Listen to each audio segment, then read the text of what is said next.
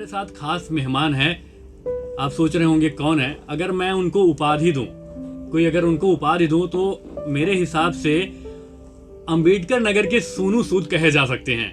हमारे साथ हैं अंशु सिंह बग्गा जी, जो कि समाज सेवी हैं अंबेडकर नगर में, और बहुत ज़्यादा समाज सेवा का काम इन्होंने किया है। खासकर कोरोना के टाइम में लोगों ने देखा है बहुत सारे पेपर्स, न्यूज़पेपर्स के माध्यम से। तो सर, सबसे पहले आपका बहुत बहुत स्वागत है हमारे channel radio Ambedkar Nagar 90.4 FM में। थैंक यू आलोक जी। तो जैसे कि आज हम चाहते हैं कि लोग आपके काम को और जो जो काम करते हैं वो भी जाने, और जैसे कि किन किन फील्ड में आप सक्रिय हैं, सारी चीज़ें आज लोगों को पता चल जाएगी हमारे माध्यम से, और शायद जानते भी हों।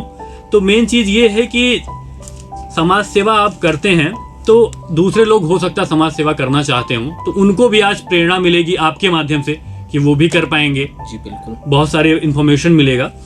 तो सबसे पहला सवाल मेरा ये है कि समाज सेवा का ख्याल कहाँ से आया, और या फिर किससे प्रेरणा मिली?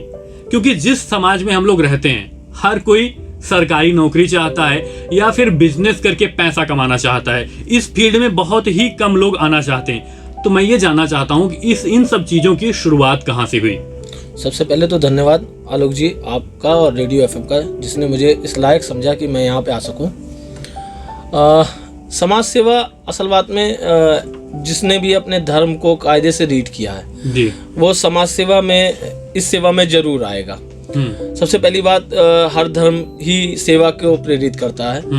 मेरे आइडियल मेरे ग्रैंडफादर रहे, जिन्होंने समाज के लिए बहुत कुछ किया। क्योंकि हम ऐसे परिवेश में रहे, ऐसे हमारे ब्लड में रहा कि समाज सेवा हमारे ग्रैंडफादर के टाइम से ही चलता आया, तो मैं आइडियल उन्हीं को मानूंगा। और बाकी बहुत सारे लोग मेरी लाइफ में आए, जैसे शिमला के एक बॉबी वीर जी हैं, जो कैंसर हॉस्पिटल में रोजाना 60 से 70 पेशेंट को खाना खिलाते हैं। अब तो बहुत बड़ा उनका दायरा हो गया है, और डेड वैन चलाते हैं, खुद ही चलाते हैं। तो बहुत सारे लोग ऐसे आए। लखनऊ में सुमन रावत जी हैं, वर्षा वर्मा जी हैं। तो ये सब मेरे हमेशा आइडियल रहे हैं। आप लोगों से भी बहुत कुछ, रेडियो एंड एफएम से भी बहुत कुछ सीखने को मिला। आपकी भी CSR एक्टिविटीज बहुत अच्छी होती हैं।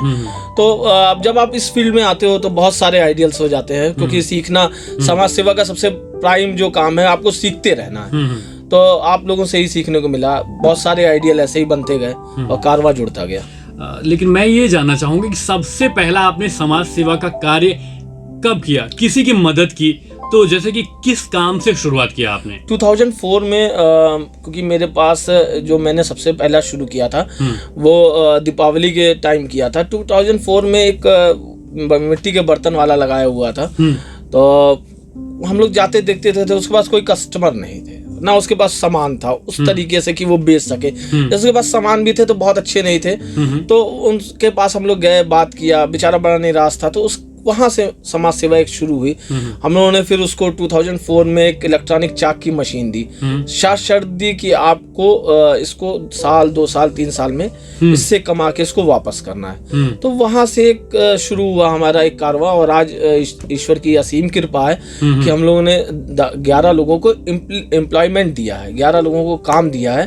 वो उस चीज़ों से, क्योंकि वो फर्स्ट वाले ने मोड़ा, सेकंड वाले को दिया, सेकंड वाले ने मोड़ा, कमा के थर्ड वाले को दिया, तो एक चैन बन गई है एम्प्लॉयमेंट की।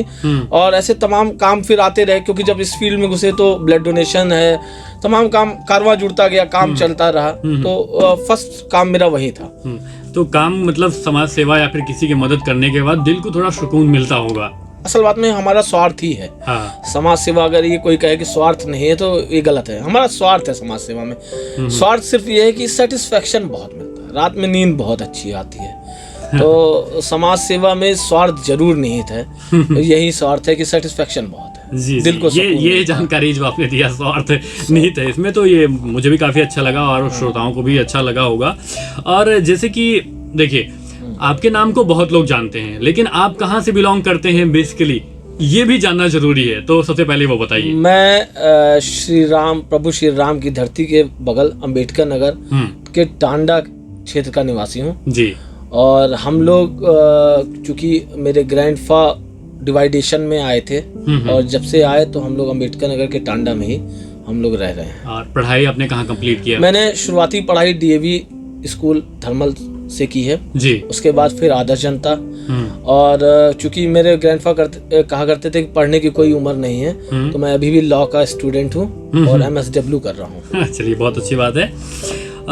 अब बात तो आज समाज सेवा का हो रहा है और आप समाज सेवी हैं इतने बड़े, तो बात भी उसी पर ही होगी, समाज सेवा पर ही। तो मुझे जो अगला सवाल समझ में आया है वो समाज सेवा का कार्य करते टाइम कुछ न कुछ बाधा, प्रॉब्लम्स जो आती हैं उसके बारे में थोड़ा शेयर कीजिए। बाधा तो जैसे घर से शुरू होती है और समाज तक बाधा ही बाधा रहती है, लेकिन हम उसको बाधा मानते नहीं, क्योंकि जैसे आप अगर किसी चीज को बाधा मान के रुक जाएंगे, समाज सेवा का एक सिद्धांत है करते रहो तब तक करते रहो जब तक कि वो पूर्ण ना हो जी। और हमारे साथ, क्योंकि जब हम इस फील्ड में उतरे तो बहुत सारे ऐसे लोग आए, हमें एक एग्जांपल मिला एज ECG मशीन। आप देख लीजिए, ECG मशीन में वेव अप एंड डाउन होती रहती है और जब तक अप एंड डाउन नहीं होगी तब तक आदमी जिंदा नहीं रहेगा। जब सीधी वेव हो जाएगी तो आदमी मर जाएगा। तो उतार चढ़ाव तो बहुत जरूरी है, बहुत सारी दिक्कतें आती हैं, तो उसको हम लोग दिक्कतें नहीं मान के उसको हम लोग एग्जाम मानते हैं कि हमारी समाज सेवा का ये एग्जाम है। और एग्जाम को पास करना हर एक परीक्षार्थी, हर एक विद्यार्थी का, ये हमारी शिक्षा है, ये हमारा गुरुकुल ही है समाज सेवा। तो हम लोग पूरी कोशिश करते हैं कि इस एग्जाम को पास करें। आपके हिसाब से समाज सेवा करने के लिए सबसे ज्यादा जरूरी क्या चीज है? सोच इन वन वर्ड जी। आप की अगर सोच, आपका विजन अच्छा है तो आपको समाज सेवा करने में कोई बाधा आ ही नहीं सकती। आप ट्रांसपेरेंट है अपने वर्क में, आप ईमानदारी से अगर किसी चीज पे आगे बढ़ रहे हैं तो ना पैसे की जरूरत है। मैं बहुत हक से एक बात को आपके माध्यम से कहना चाहता हूँ कि समाज सेवा में अगर आपका विजन अच्छा है तो आपको पैसे की भी जरूरत नहीं है और कारवां लोग अपने आप आपसे जुड़ते जाएंगे। सबसे पहली सोच है। सही कह रहे हैं आप, सोच बदले देश बदलेगा और आपका समाज बदलेगा। चलिए, अब ये हम जानना चाहेंगे कि आप अपने काम को, एक आपका खुद का काम हो गया और एक समाज सेवा के कार्य को, दोनों को व्यवस्थित कैसे करते हैं? क्योंकि आपकी भी फैमिली होगी, तो उसमें भी कुछ काम आते रहते होंगे, तो उसमें भी प्रॉब्लम्स भी आती रहती होंगी, तो उसको कैसे हैंडल करते हैं? मुझे लगता है धीरे धीरे परिवार समझने लगता है, जब आपके शुभ कर्मों को देखने लगता है, आपके अप्रिसिएशन को देखने लगता है। आज अगर ये मैं रेडियो पॉइंट FM का जो वीडियो है, जो आपके माध्यम से लोगों पे आवाज पहुंच रही है, जब ये मेरे फादर, मेरी फैमिली सुनेगी तो उनको अच्छा लगेगा। मुझे लगता है ये एक अप्रिसिएशन है और ये समाज सेवा की ही बदौलत है कि मैं आपके स्टूडियो में बैठा हूं। जी। तो फैमिली को कुछ कहना चाहेंगे? अब फैमिली की बात हो गई तो दिल की बात जो आप सामने ना कह पाते हो। हाँ, मैं नहीं कह पाता कुछ चीज़ें। ये है कि फैमिली सबकी सपोर्टिव होती है तभी आदमी समाज सेवा करता है। हाँ, दिक्कतें बहुत आती हैं। मैं अपनी फैमिली से सॉरी भी कहना चाहूँगा आपके माध्यम से। बहुत सारी ऐसी चीज़ें हैं जो मैं पूरी नहीं कर पाता, अच्छा फादर नहीं हो पाता, क्योंकि जब मैं निकलता हूँ तो मेरी बेटी सो रही होती है और जब घर आता हूँ तो बेटी सो रही होती है। कई बार ये डिस्प्यूट का कारण भी बनता है एक वैवाहिक जीवन में। लेकिन हाँ, मैं क्योंकि उन्हीं के लिए कर रहा हूँ, मैंने कहीं ग्रंथों में ये सुना है कि आदमी के कर्मों का फल उनके बच्चों को, उनकी फैमिली को मिलता है। वैसे तो आप बहुत सारे समाज सेवा के काम करते हैं, लेकिन सबसे ज्यादा किस पे जोर देते हैं? मेरा सबसे फोकस रहता है ब्लड डोनेशन पे, बिकॉज सारी चीज़ें मैनेज हो सकती हैं, सारी चीज़ें का अल्टरनेट है मार्केट में। ब्लड डोनेशन का कोई अल्टरनेट नहीं है और वो लाइफ सेविंग चीज़ है। तो मेरा बहुत ज़्यादा फोकस ब्लड डोनेशन पे ही रहता है और वही एक ऐसी चीज़ है जिससे जो दूसरों के लाइफ से जुड़ी हुई है। हाँ, किसी की जान बचा सकती है, किसी की जान से लाइफ सेविंग है। अच्छा, जैसे समाज सेवा का कार्य करते करते या जब आपने स्टार्ट किया था तो जिंदगी में क्या क्या अलग बदलाव आपको देखने को मिला? बहुत अलग बदलाव है। समाज सेवा से पहले आप मुझे लगता है कि खाली निगेटिव ही सोचते हैं। समाज सेवा में जब आप इन्वॉल्व होते हैं तो आपको समाज का वो चेहरा दिखाई पड़ता है जहाँ पे आपको पॉजिटिविटी बहुत मिलती है, लोगों का कनेक्शन मिलता है, लोगों का अप्रिसिएशन मिलता है, आप जैसे लोग मिलते हैं, बहुत सारी जो आपकी सोच है वो बदल जाती है समाज सेवा में जब आप इन्वॉल्व होते हैं। और मुझे लगता है कि समाज सेवा ही एक ऐसा पाथ है जो आपको सोशल मदद करता है। तो जैसे कि आप समाज सेवा का कार्य करते हैं तो बहुत सारे लोग आपसे मदद मांगते होंगे, लेकिन क्या कभी ऐसी सिचुएशन आती है कि आपको कहीं जाना है या फिर कोई अदर वर्क करना है तो उस टाइम मना करना पड़े तो अगर करना पड़ता होगा तो कैसे इसको हैंडल करते हैं? कोशिश की जाती है कि मना ना करना पड़े, जी। लेकिन बहुत बार ऐसी चीजें होती हैं कि सिचुएशन ऐसी बन जाती है। जैसे कल ही मुझे एक आदमी को बी पॉजिटिव ब्लड देना था, लेकिन नहीं मिल पा रहा था।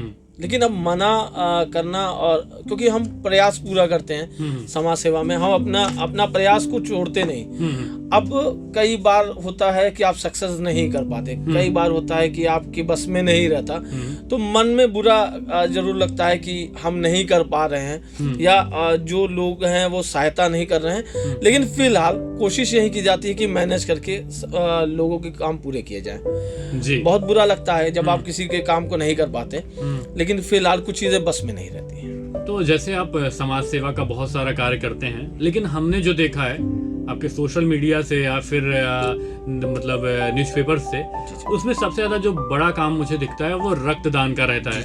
तो रक्तदान के बारे में थोड़ा डिटेल में बताइए, कैसे और लोग इसकी मतलब इसमें जुड़ सकते हैं या फिर इससे मदद ले सकते हैं? देखिए, बहुत बड़ी सेवा है रक्तदान। रक्तदान इसीलिए कहा गया है कि वो सबसे बड़ा दान है। दान इन द सेंस ऑफ कोई अल्टरनेट नहीं है, कोई सब्स्टिट्यूट नहीं है। आपके अंदर से निकलना है, आपकी बॉडी से निकलना है रक्त, इसलिए उसको सबसे बड़ा दान कहा गया है, क्योंकि आप अपने में से कुछ काट के दे रहे हो। हाँ, मैंने कहीं पढ़ा भी था, रक्तदान महादान इसीलिए कहा गया है क्योंकि आप अपनी बॉडी में से उसको दे रहे हो। तो मैं लोगों से ये भी कहना चाहूंगा कि देखो, ये लाइफ सेविंग है। ब्लड डोनेशन से बहुत सारी मेजर डिजीज, कैंसर है, ब्लड प्रेशर है, बहुत सारी मेजर डिजीज है। नए ब्लड बनने से आपकी इम्यूनिटी अच्छी रहती है। तो बहुत सारी 6 ऐसी बहुत अच्छी चीजें हैं जो आपके साथ हो सकती हैं, डिजीजेस कम हो सकती हैं। तो आप रक्तदान करने से आपका ही फायदा है। एक आपका फायदा है क्योंकि आप बड़ी मेजर डिजीजों से बचते हैं। एक दूसरे का फायदा है कि वो आपका रक्त पाके नई जिंदगी पाता है। जी। तो रक्तदान के लिए जरूर आगे बढ़िए।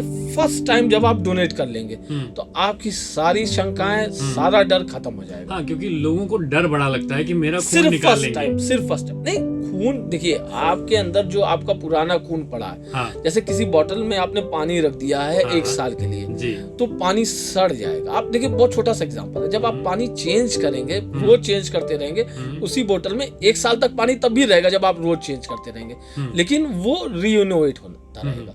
तो ब्लड में भी यही है कि ब्लड जब साइकिल आप जब डोनेट करते हो तो नया ब्लड बनता है, उससे नई कोशिकाएं बनती हैं, पुराना ब्लड आपके शरीर से निकलता है। तो उसमें आपका भी फायदा है। हर 6 महीने पे, या जो 6 महीने पे नहीं कर पाता है, 1 साल में जरूर ब्लड डोनेट करें।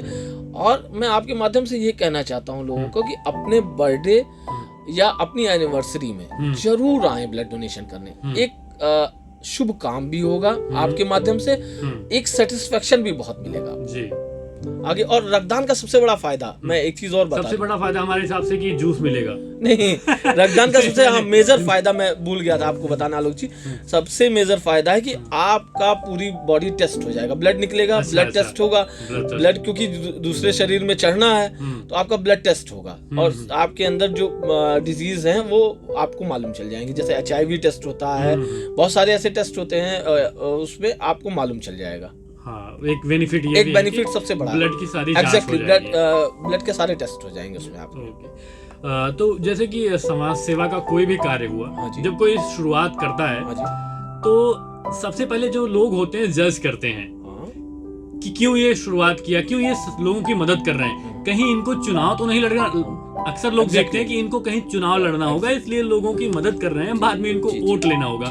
तो ऐसे प्रॉब्लम से कैसे निपटते हैं, या फिर कोई फर्क नहीं पड़ता? सच्चाई है, कोई जब आप करते रहते हैं और आपके दिल में कोई स्वार्थ नहीं रहता। देखिए, एक स्वार्थ मेरा है, मैं बहुत खुले मन से कहता हूँ, मेरा एक स्वार्थ ये है कि मुझे सेटिस्फेक्शन बहुत मिलता है, और बाकी किसी का स्वार्थ होगा मैं नहीं जानता, लेकिन सेटिस्फेक्शन एक सबसे बड़ा स्वार्थ है। और हम लोगों को कोई फर्क अब नहीं पड़ता। पहले था कि हम लोग ये सोचते थे यार ये पता नहीं, समाज में क्रिटिसिज्म इतने होते हैं, लेकिन जब आप धीरे धीरे इस क्षेत्र में आगे बढ़ेंगे तो आपको लगेगा कि क्रिटिसिज्म नहीं, आपका ऐड हो रहा है। जितनी क्रिटिसिज्म होगी उतना आपका ऐड होगा। तो हम लोगों को लगता है कि अच्छी बात है, कोई क्रिटिसिज्म करने में ही आपको याद कर रहा है, तो इसका कोई फर्क जी। लेकिन अगर आप उस, देखिए, क्रिटिसिज्म में भी एक सबसे मेजर चीज है कि आप उस लायक होने चाहिए।